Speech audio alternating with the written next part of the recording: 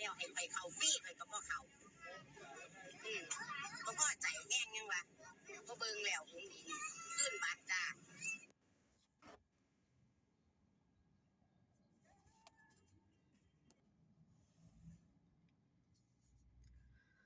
สวัสดีครับผ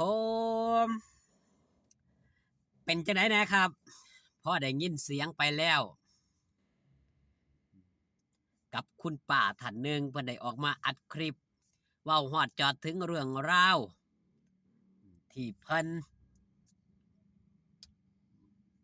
บอกอยากเข้าไปเบิ่งหลาน้อยอุ๋งอิงจากกรณีนี้ครับ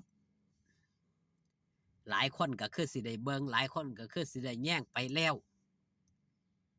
เฮ็ดแบบนี้เพื่อหยังครับ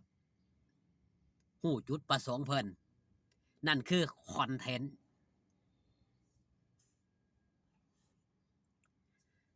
การสร้างคอนเทนต์ครับเพื่ออยากให้คนติดตามเพื่ออยากให้คนไปกดเบิงไม่หยังจังหูแบบนั้นครับเพราะหลังจากที่เพิ่นโพสต์คลิปไปแล้วมีคนติดตามเพิ่นหลายเพิ่นก็ออกมาโพสต์ว่าได้ยอดวิวเท่านั้นได้ยอดวิวซ้ำนี้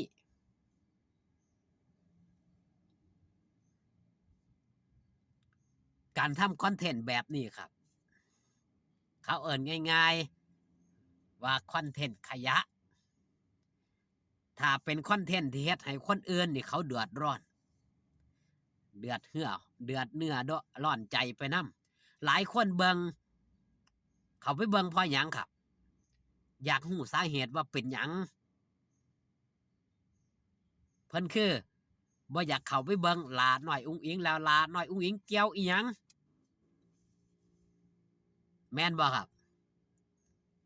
หลาน้อยอุ๋งอิงเกี่ยวอีหยังนำจังได้นำไปโยงฮอดเว้าฮอดจอดถึงล่าสุดของล่าสุดออกมาขอโทษขอโพยรู้เท่าไม่ถึงการ ตามสไตล์ครับตามสไตล์ของคนที่มึน ว่าง่ายๆกับมึนนั่นล่ะพอเฮ็ดไปก่อนครับค่อยมาแก้เอาทีหลังได้จังไดมันก็ได้ยอดวิวยอดไลค์ไปแล้วผ่านวัตถุประสงค์ไปแล้วด้วยความหยังครับด้วยความใจดีของคนไทยเฮานี่ละเรื่องนี้บอสโจเพิ่งได้ออกมาเว้ามาว่าครับเพิ่นก็ได้นำออกมาเว้ามาว่ามันหยังคือจังมาเฮ็ดจังซี่เฮ็ดจังซี่เพื่ออีหยังมันเฮ็ดให้มันเกิดประโยชน์อีหยังแหน่แม่นแล้วครับมันเกิดประโยชน์กับเจ้าของคนที่เฮ็ดแต่โทษล่ะครับโทษมาตกอยู่พี่ครับ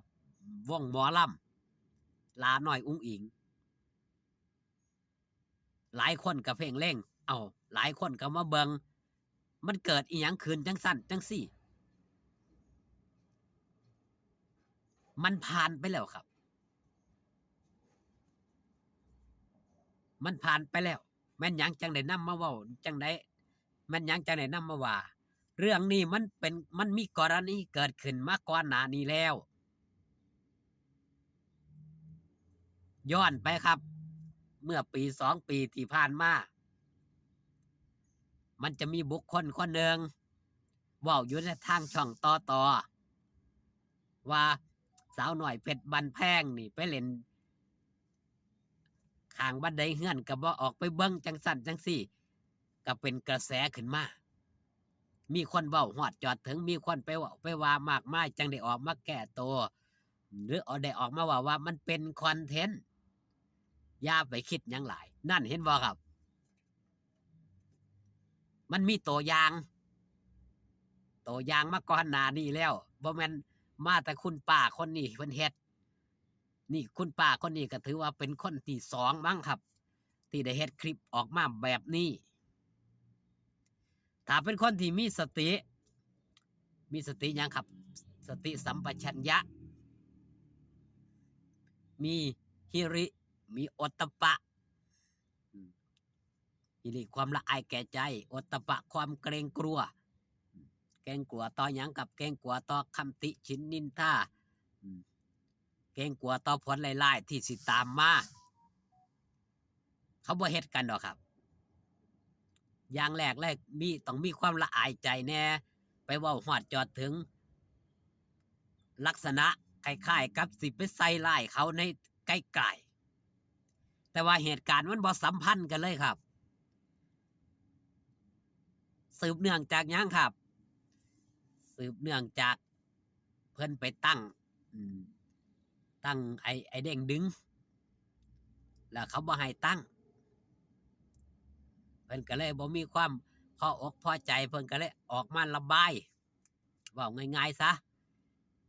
แต่ระบายผิดหม้องผิดบอน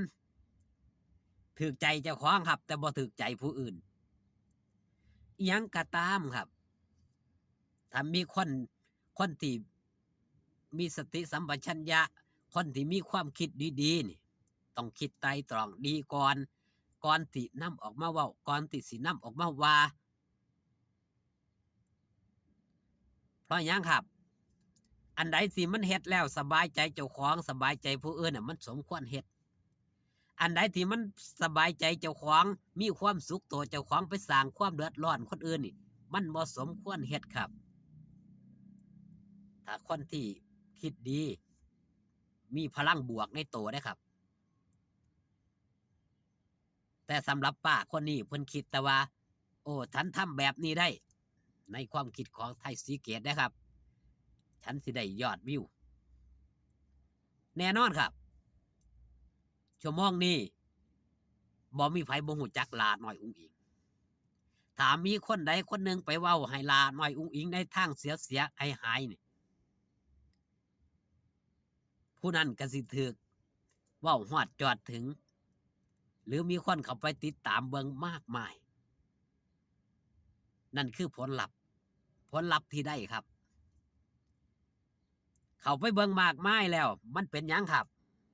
มันเป็นคำชมหรือคำด่าแค่นั้นล่ะคิดดีๆครับก่อนที่จะลงมือทำอะไรก็แล้วแต่ออกมาขอโทษขอโพยกันแล้วต่อไปนี้ก็คือสิกลับโตกลับใจอย่าสิเฮ็ดอีกเป็นอันขาดคอนเทนต์แบบนี้มันบ่ถูกมันบ่ต้องเนาะอายุก็หลายแล้วอย่าให้เขาสาปอย่าให้เขาแซงหลายเพราะว่าอายุก็หลายดูแลสุขภาพสิเป็น FC สาวน้อยเพชรบ้านแพงหรือไม่อย่างไรตัวนี้ก็บ่อาจทราบนำแต่ต่อไปนี้ก็คือสิกลับโตกลับใจเนาะครับเนาะเอาฝากตอนเรื่องเล่าเอาไว้แต่เพียงส่ำนี้ครับอุ๋งอิ๋งเกี่ยวอะไรพอกันคลิปหน้าสบายดีครับผม